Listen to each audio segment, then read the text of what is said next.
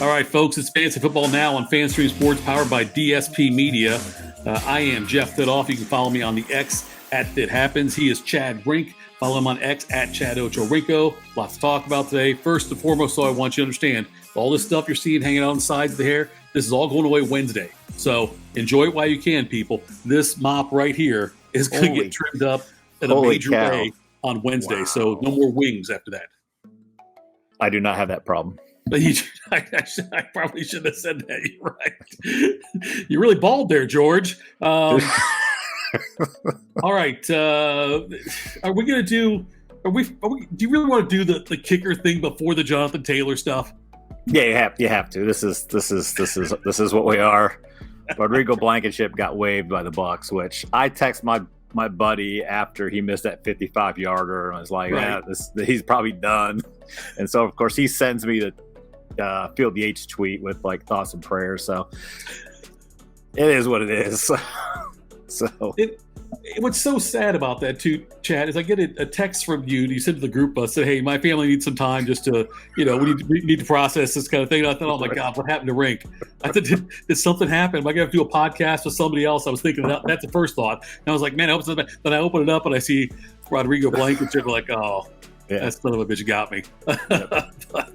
He's your favorite. He's your favorite kicker. He's my favorite. That just means I got to go get Young Hoo Kim or whatever. Young Hoo Kim. Now you're thinking of either Dooku Kim, the boxer who died, or Young Hung Kim. I think the pitcher for the. I think I'm saying international relations back years. The more I pronounce these names, Young Hoo. Young Ho Koo. Young Ho Koo. That's what it Young is. Ho Koo. Yes. All right. The other news then, I guess, secondary to the Blankenship thing, is that one of the best running backs in the NFL has been told by the Colts that he can seek out a trade partner. Now, this doesn't mean that Jonathan Taylor will get traded. It just means that they're trying to acquiesce to him a little bit on this. Say, you know what, yeah, if you think you can find something that we would approve of, then go do it. And then they can still just say, you know what, now we don't like those terms. Dolphins automatically announced as suitors potentially for him. Is that where you think if he gets traded, he's most likely to go? I don't know. It's such a weird situation because normally you don't want to trade a guy like that in conference, but right. The Colts aren't going to be playing for anything probably anytime soon anyway. So I would imagine if you're not going to sign him, why not just? It doesn't matter who he goes to, just get the best deal. So I don't know if the Dolphins will be able to get the best deal. That would be a great landing spot for him. My Bears, I would love to have him in Chicago. I'm just being selfish. There's so many, I was looking at, there's so many places I'm like, that'd be a good spot for him. So I think it's just all based on what they can get for him. And I don't think they're going to be able to get a haul. Right.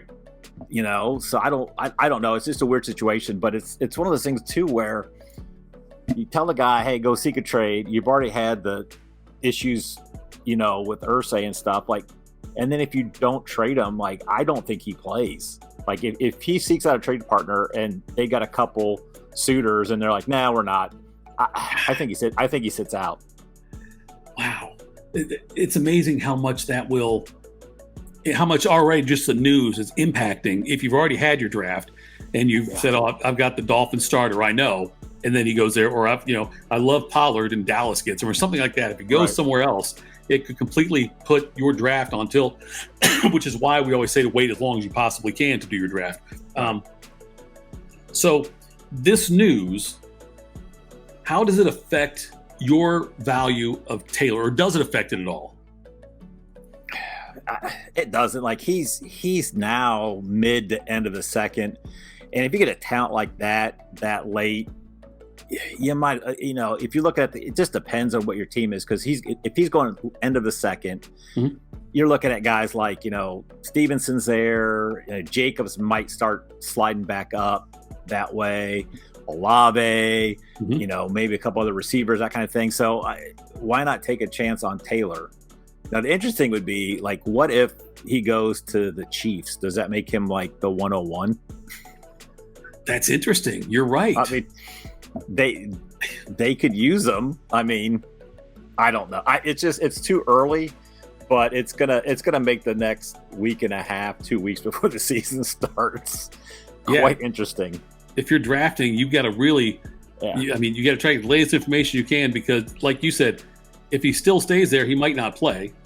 If he goes to a team like Miami or Dallas, like we talked about, or Chicago, like you mentioned, if he goes to one of those kinds of teams, it could drastically impact the other running backs on that team and what they can do. So it's a weird situation going on there with Jonathan Taylor. What he's going to be able to do, we'll have to see. And again, keep following that for the latest news. I don't know what the trade value would be for him, because he's still a running back with a couple of injuries and a lot of carries, a lot of touches on that body as well. But we'll see what happens on that. And they'll have to re-sign him after this year too. Right. I mean, they could tag him, but. All right, what do you got next for us? It was a couple days ago when A-Chain. People are so weird, man. It's like A-Chain gets tweeted out, he gets carted off the field, but it's like, okay, he got hurt, he walked to the sidelines, and then they drove him off the field. Like, it's not, he didn't get carted off the field. No, I was like, oh my gosh, he got carted off the field, and I'm like, a shoulder injury, and then I was like, no, okay. So it sounds like he's good. Like, it's not as serious as they thought. So he could miss a week or two, but that whole situation is just messed up anyways. But A-Chain was a guy that, where you're getting him, he's kind of a nice upside guy, but it doesn't look like this is going to be too serious, and I don't think it's going to change his stock at all. Yeah. We've got to have a different terminology, because carted off the field, you're right. That automatically sounds like, he ruptured his Achilles or something, or his ACL. Right. That's why they carted him off. Yeah. Carting him off from the sideline is much different. It's different than him just catching a ride to the locker room. That's what you need to say. Like, hey, right. Like, just call it a Paul Pierce. Like, hey, he got Paul Pierce to the locker room. I think I would rather have a situation where you have like a certain kind of cart that one's a serious cart. Yes. And one's like the old bullpen carts, with like the old football cartridge with the helmet one is sweet. I wish they would bring those back in baseball, but they need something to designate. Yeah, if you get carted off that way, that's a different thing than if you get carted. If you have to go in the bullpen car, that's different than if you have to go in an ambulance. Right, exactly. So, I don't know that it seems like it's not that serious of a thing for him. So, it should be fine as far as nothing long term. All right, Sam Howell. 2 games. I got my notes here because I had to write it down because I was like, what? Sam Howell. Right. He is in the 2 preseason games. He is 28 for 37, 265 yards, 3 touchdowns. Not bad. No, and they got talent around him. I'm like, he's one of those guys you had no idea. And I know, yes, it's preseason. It's going against, backups or like vanilla, but like some guys don't look good. And he's looked good. Yeah. And, and they got the enemy there. So he's going to be able to dial up some plays, and they've got talent. So he's kind of now a intriguing, like, kind of guy late for me now. I was not interested in him at all, but it's got to be a pretty deep league to probably grab him. But in a dynasty league, though, he certainly has more value now. And when you've got McLaurin, Curtis Samuel, you've got Dotson there. I mean, who's going to be really good this year, I think. You got to start looking at things like maybe he might have some value long term there. And he should be set for success because he does have Eric Bieniemy there, which this would be such a huge thing for Bieniemy if he can turn Sam Howell into something of a productive quarterback. If he does that also, then you start thinking, okay, this guy's got a pretty cool way of doing things and could make some serious inroads with another quarterback somewhere else as a head coach, maybe. Right? Yeah, I'm in no way saying draft Sam Howell as your QB1. I'm just saying he's an interesting guy to have. If you have a deep league, or if you have a huge bench, or if you have you start 2 quarterbacks or whatever, just to have it extra that hit in there as a fill-in may not be that bad as you thought at the beginning of the season. Now it's sticking in the NFC East then, because you've got Washington there, you've got Philly, the defending NFC champions, Dallas, who's looks like a playoff team again to me, and you've got the Giants, who have got Barkley back, and Daniel Jones on a new contract as well. Not really a lot of wide receiver talent necessarily, but you do have Darren Waller there now. So I know that as far as just talking in general terms of football, that I think that the AFC North is the toughest division this year, at least right now. But that NFC East could be a bit of a gauntlet as well with those teams. Yeah, it can be, because again, we've talked about the Super Bowl, lull afterwards. So the Eagles could have that. They're talented, but the Giants look good. So they could challenge for the East. I don't know if it's just the hype, and are the Eagles just really that good too? I mean, that could be this it. So it could be nothing. But the Giants are an interesting team that I'm looking at. But it's really just a few pieces, because it's like you said, if you're fantasy wise, you're looking at Jones maybe as a late quarterback, second QB2, Waller and Barkley, and then it's just kind of like they're kind of like Kansas City with the receivers, where you don't really know who's going to be the guy. So I'd really kind of stay away from the Giants receivers, but they got a couple pieces fantasy wise that if Dable gets them going like they look like they have in the preseason, could be sneaky. So we've got to start looking at some guys who are maybe cutting into workloads of running backs. There's not a lot of 3-down backs anymore. We know that already, which is why in leagues, you get guys who are going to get the majority of the carries by far have got majority of touches, have a lot more value. But there's a couple of rookies that are coming in this year now and they're not the high profile ones like Gibbs or like Bijan Robinson, but Tank Bigsby and Zach Charbonnet, they both could play decent roles, right? They could actually be productive. I know that Jacksonville, Peterson's already talked about, we got to find a role for this guy. Yeah, I think they both could have a pretty good roles. I still think both, if all parties are healthy, is probably more like a 60-40.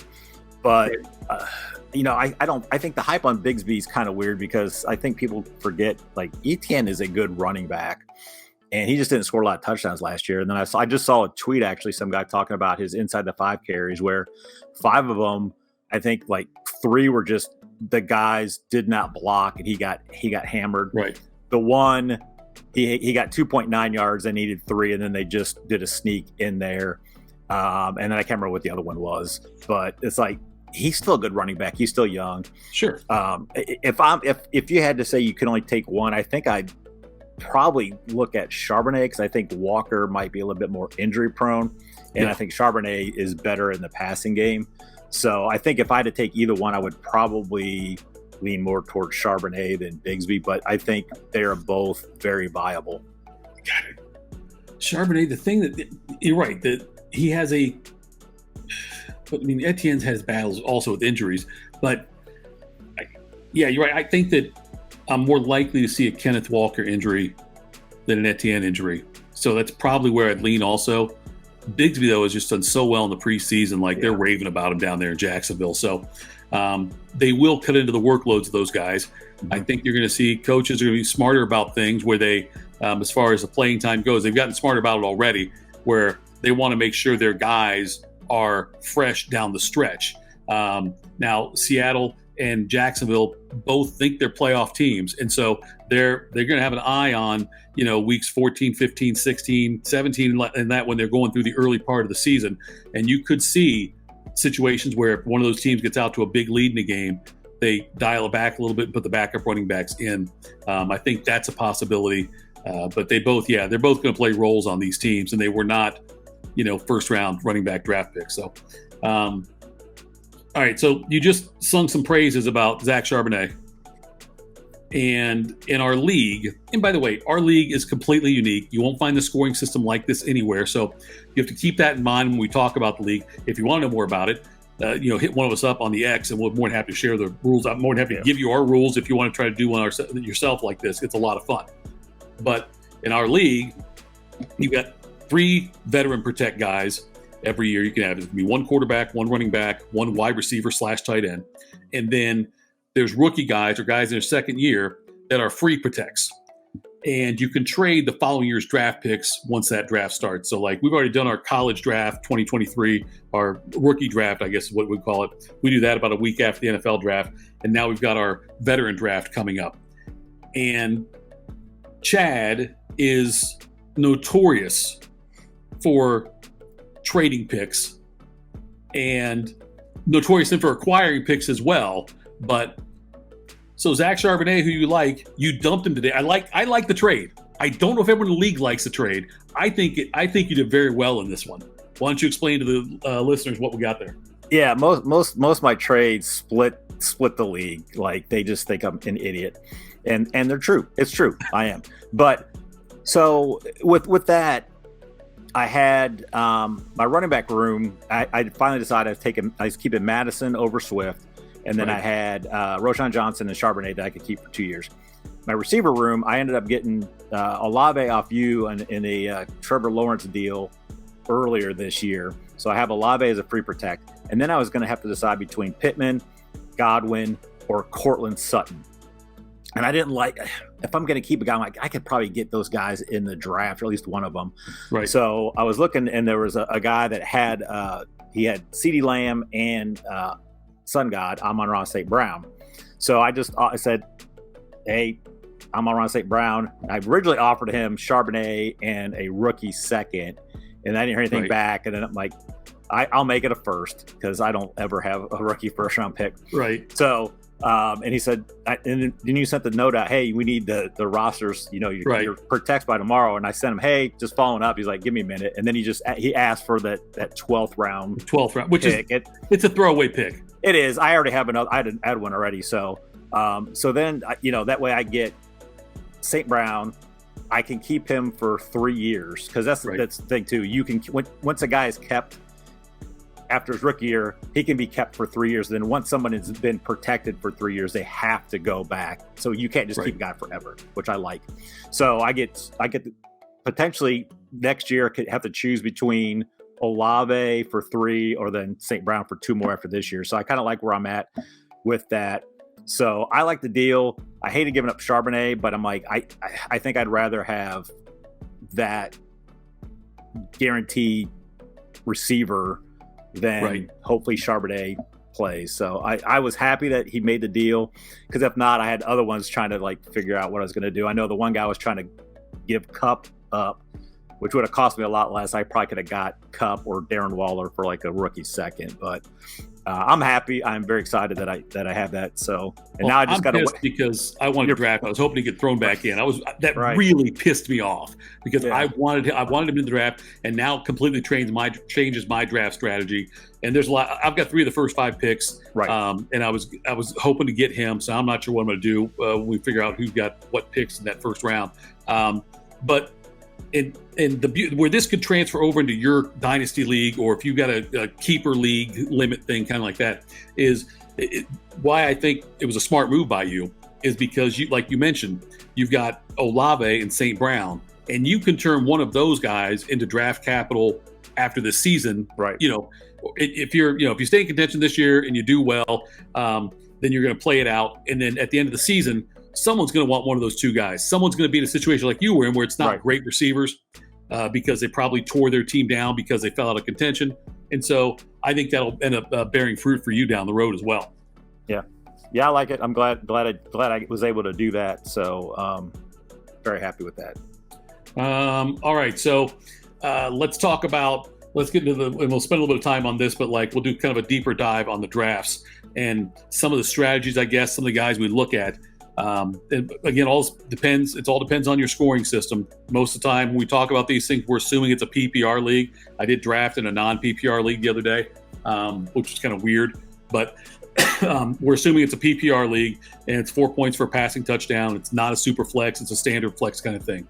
So you and I have both you've done a lot more mock drafts than I have, but I've done a few as well.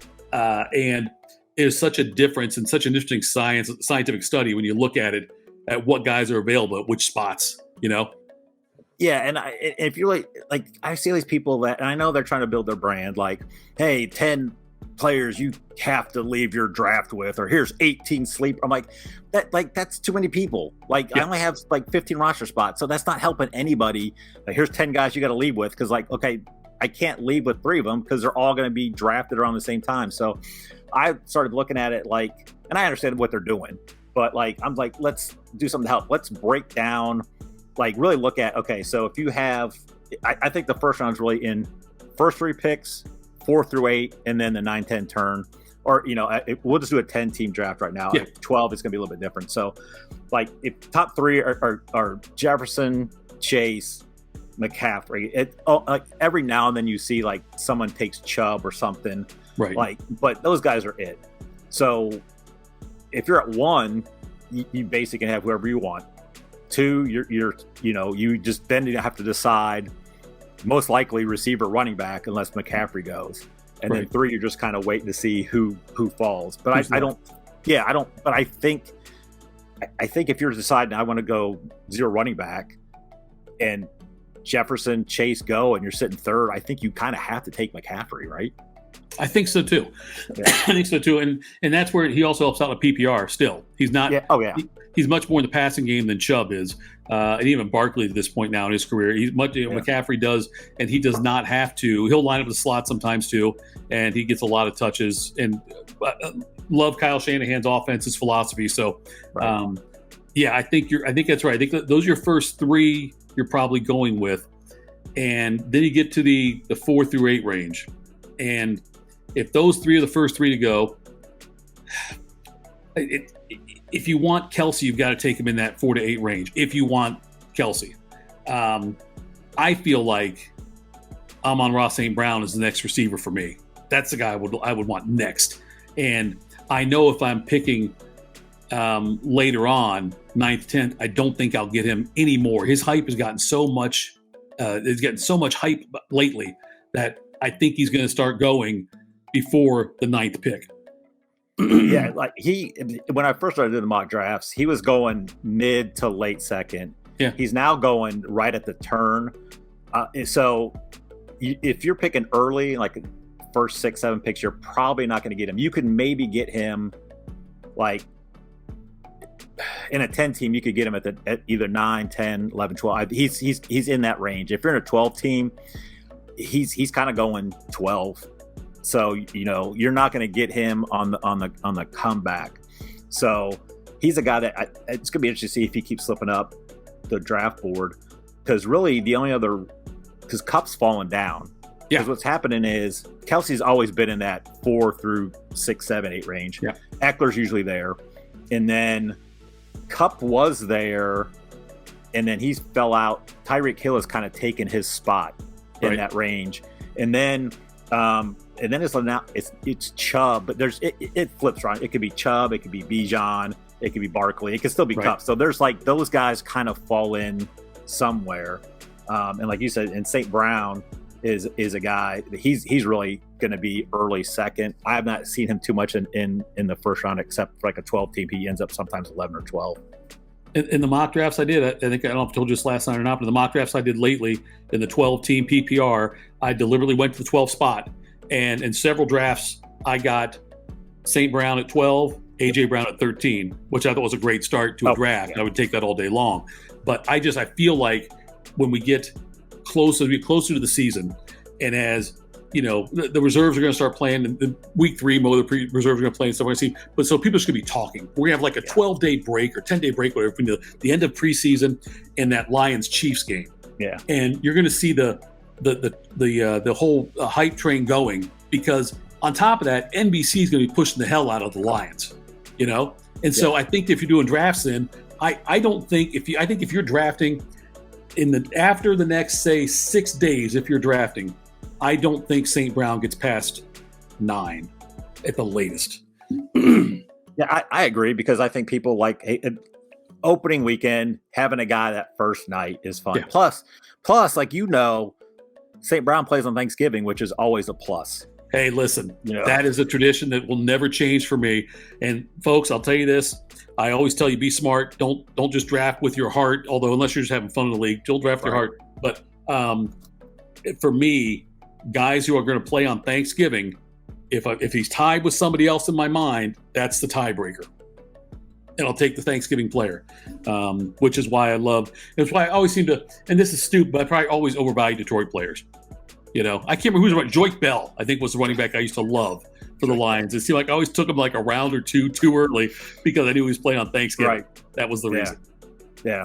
So that's your first round. So then you got to look at second round. Second round is interesting because it's really split half running backs, half receivers, because you got Pollard, Henry, and then you got Jacobs, Stevenson, Taylor.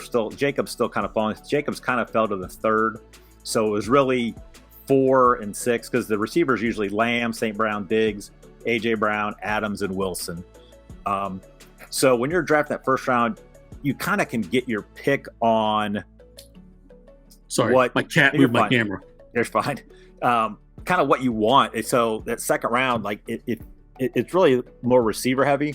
So and it's really going to be receiver heavy on that turn. Pollard usually goes at the turn, and then the rest of those running backs usually go mid to late because it's usually on that turn. It's somehow Lamb, Pollard, St. Brown, Diggs, A.J. Brown, Wilson, Adam. Like they all kind of go right there. So you've got a pretty good fill of receivers, especially if you go Chubb, Bijan, or Barkley in the first. You can still get an elite receiver second. So don't feel like, I got to go 0 running back if you're late in the first, because you can get a stud receiver in that second round. Yeah. So that's what you're kind of looking at. And if you're in the top 3, you're just waiting forever. So, but you're looking really probably at like Stevenson, Jacobs. Who I'm fine with. I'm fine with Stevenson. Yeah. Oh, Stevenson there. Yeah. If you get like Chase and Stevenson or Jefferson and Stevenson's fine. But most of those receivers are gone. So it's usually like that Stevenson, Taylor, Jacobs, Henry falling there. Or if you really like Olave, he usually goes right at that turn. So he's usually 301, 302 in most. So you brought up Henry. Yeah. And for me, it's got to be unbelievable value for me to draft Derrick Henry. I just don't. I think there's too many carries on him. I don't see him being able to live up to his draft spot where he's going to get picked, because somebody will pick him based on name, but I don't want to have to rely on Derrick Henry every week as my starting running back. Especially if you're getting him at the RB1, which you might have to if you took a receiver in the first round, because he's such a weird one, because I've seen him early second, mid second, late second. He usually doesn't get to the third. Like if you're sitting at the 302 and Henry's there, then I would probably take a chance on him, and then maybe just handcuff Tajay Spears, who's looked pretty good in the preseason with him later on. But that second round, I think that second round is the key if you're of the draft, because like that may dictate what you do in the third round, which in the third round, usually one of those running backs might fall in there. It's usually been Jacobs has been falling, but now that he's back in, he may slip in there, and then you may end up getting somebody like, Devonta Adams could slide out, or Henry may be the guy then that slides into the third. When you get in the third round, you start getting quarterbacks involved, so it kind of helps. And again, I am not a big drafting a quarterback that early. Even not in a 4-point passing touchdown. Nope. So I let the other guys draft Mahomes, Allen Hurts, and usually 2 of those guys go in the third, sometimes all 3. And then if whoever doesn't go in the third usually goes immediately early in the 4th. Yeah. And then you're sitting with like Olave, Waddle, Devonta Smith are there.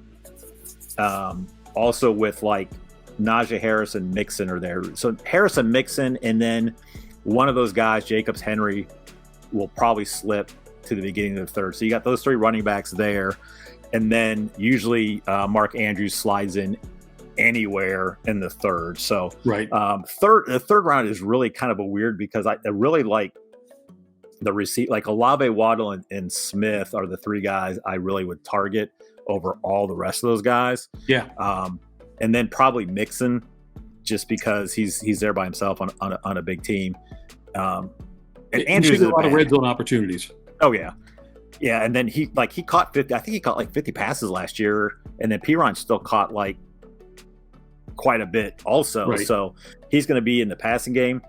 Andrews, I don't mind taking Andrews if it's a late third. Okay. For me, just because I think he's the clear tight end too. I think that team's going to pass more, and it kind of funnels through him, and he's just a reception machine. So, but it's got to be like late third. I'm not taking him 302 or nothing like that. So I really think I would. I found myself that if I don't get Kelsey, I'm waiting, and I find myself end up like sometimes I can steal Waller, sometimes I'm getting Freiermuth. And if I get Freiermuth, I usually try, if I want to hedge a little bit, I'll get Laporta from Detroit. Yeah. But I don't see myself, like I find myself being more attached to those tight ends in most drafts I'm doing, and I can wait pretty long. I can wait a lot longer to get Freiermuth, obviously. Right. But it's interesting, though, how, when you look at things, you do the same things with quarterbacks that you have to do with tight ends, I think, where you have to look at the room and see who still needs a quarterback and which quarterbacks are out there, how many quality ones are out there still, which teams need them, and where are they picking reference in regard to where you're picking next. Look at all those things and take notes on it, right. And try to pay attention that way. Let me go back to this. I want to ask you one question real quick, though. But if you were drafting today and the spot you're coming up in, I'll say third round, Henry's out there and Jonathan Taylor's out there, tonight, who would you draft? I would probably take the chance with Taylor. Yeah. That hopefully he lands somewhere or plays. I just am concerned with Henry with the foot injury last year, all the carries on him, and I think they may try to limit him a little bit if Tajay Spears looks good, but right. I'm always going to be the guy that's going to take the chance on the high upside guy. Right. And Henry's getting older too. So I think I think they're both good values in the third round, but if they're both sitting there, I'm probably taking Taylor over Henry. Yeah, I think I'm going Taylor also. I like the ceiling too much, and I worry about Henry's floor, and just worry about, if he comes out and plays great for 3 or 4 weeks and is done for the year, which is a possibility. That part scares me. All right, getting to some of the later rounds now, like the 5 through 8 rounds now where we're there. And that's the time where if you've waited on a quarterback, I don't think you may not be able to wait past the 8th round and still get a really good quarterback. But in 5 through 8, really close to 7 and 8, I've been able to have success getting Trevor Lawrence and Justin Herbert, who both seem to be there. Because Fields goes, Lamar Jackson goes, all those guys we talked about, Burrow goes, all those different guys go first. And so you're looking there, if those guys have all gone already, half or maybe more than half of your teams already have a number one quarterback. And so they're getting other positions. So Lawrence drops and so does Herbert. I love both of them. I'd take either one. I'd probably want Herbert first, but it's not a huge drop off for me, Herbert to Lawrence. It's not, because I think they're very similar. They're both in good offenses. So I think for this year, this is, I think, what you need to decide is what you want to do at quarterback before you go into the draft. Right. And figure that out. If you I don't care. I'll just take and stream, then, have at it. Right. But I think you talk about the 5th, 6th, and 7th round, Herbert's usually there. Lawrence is usually there. Sometimes Fields or Burrow will fall depending on the league, but they're usually both. Usually one of them's in the 5th, but it's got to be early 5th. So you usually can have 3, but at least Herbert and Lawrence there. So that's the other thing you got to think. Okay, I like both those guys just as much as everybody else ahead of them. Right. So then you got to think, okay, I'm going to have to take my 5th or 6th round pick at quarterback, and then work your way back that way, figuring out how you want your team to be structured. And I don't mind that either, especially in the 5th round, because just on ADP, if you take Herbert in the 5th, here's the other guys that are there: Dameon Pierce, Aaron Jones, Miles Sanders, Amari Cooper, Keenan Allen, DeAndre Hopkins, Kittle, Hawkinson. I think I would want Herbert over them. If you haven't taken quarterback yet, your first 4 picks are probably running backs and receivers anyway. Yeah. And so it's not like you need to take one of those guys like Miles Sanders you talked about. You don't need to take a receiver in that spot. Yeah, Herbert's probably the best option at that point. And part of this too, I know you brought up Fields, and this is one of the other things that even if you're doing an online draft, if you know your league mates, if you know the people in your league, use that to your advantage. The one that we're doing coming up in our big league we know Eichenberger is going to take a Buckeye. Nicewater is going to take a Brown and a Buckeye earlier than they should. Chad Rink might take a Bear earlier than he should as well. We know he'll take a kicker earlier. But you'll have that, though. You got to know those biases for those guys. And if you're drafting with a bunch of fans of the Chargers, for whatever reason, Herbert's going to go a lot earlier than if you're drafting in Central Ohio with us in Herbert's out there. It's going to change dramatically. Know your room, know your team, and know your league mates with you, and try to get a feel for what they usually do draft-wise. Right. And then I want to hit then too, like if you look at the 6th round then, like I talked about this the other night, like I like the players, like so we just talked about those players in the 5th round taking Herbert. You look in the 6th round, it's like Dobbins, Madison, Akers, Kamara, McLaurin, DJ Moore, Jerry Jeudy, Christian Watson, Darren Waller. I like all those guys better than the other guys we talked about in that 5th round. So I would rather even if you do take a chance and like, you know what, I just want to get my quarterback, even if Herbert's gone, they say they're all gone, I wouldn't even mind taking Lawrence in the 5th. Yeah. Just to make sure I get him and then have my pick overall because you get Waller, or whoever. So I kind of like that. So that's what you got. That's why you got to do the mock drafts and kind of lay out who's going where and go, okay, where, and I think that's the thing to keep. Where do I want to get a quarterback? And if you, let's say you love Lamar Jackson, think he's going to bounce back, then you just know, okay, I will have to draft him probably early 4th round or maybe even, God. But I wouldn't want to use the 3rd round pick on him.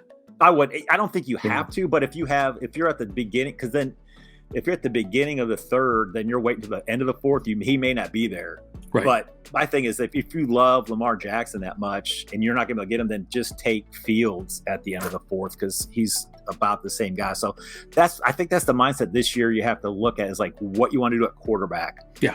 And then just pencil that in. Okay, this is where I'm taking one of these guys.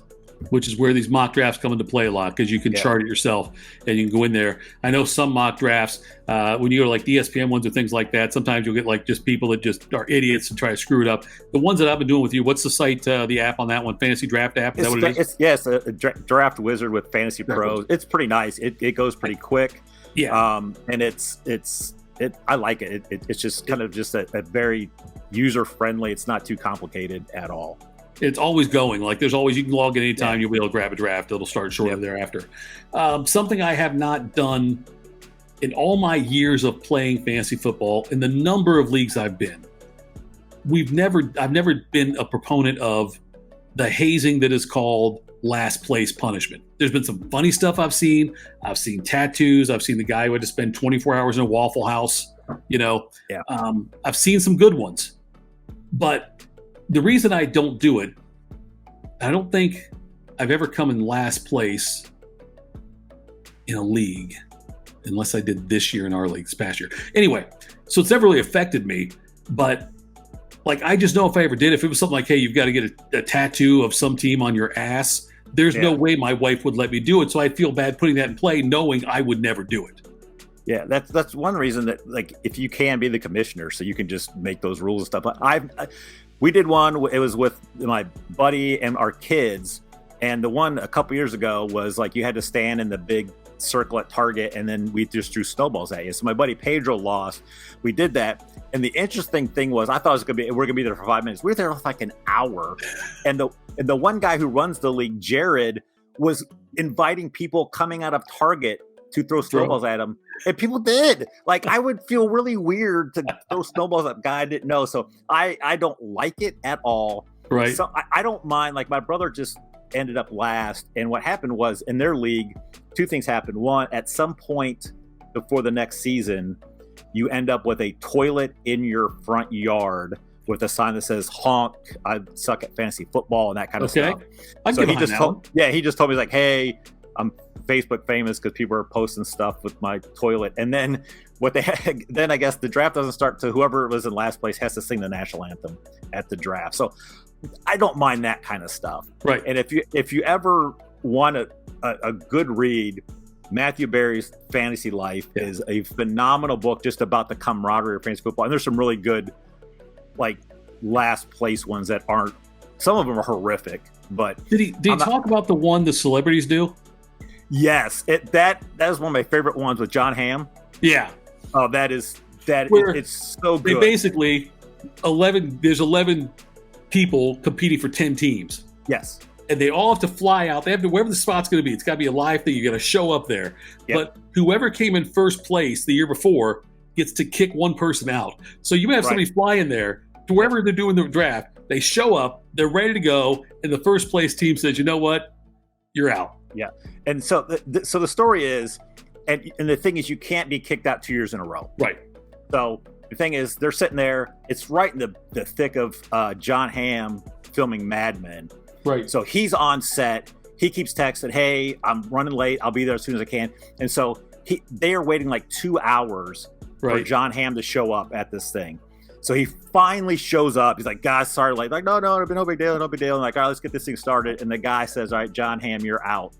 And then what John Hamm does, they said, just in like, Dan Draper fashion, he gets out, he goes to the bar, pours himself a drink, takes the shot, flips them all the double bird, and just walks out.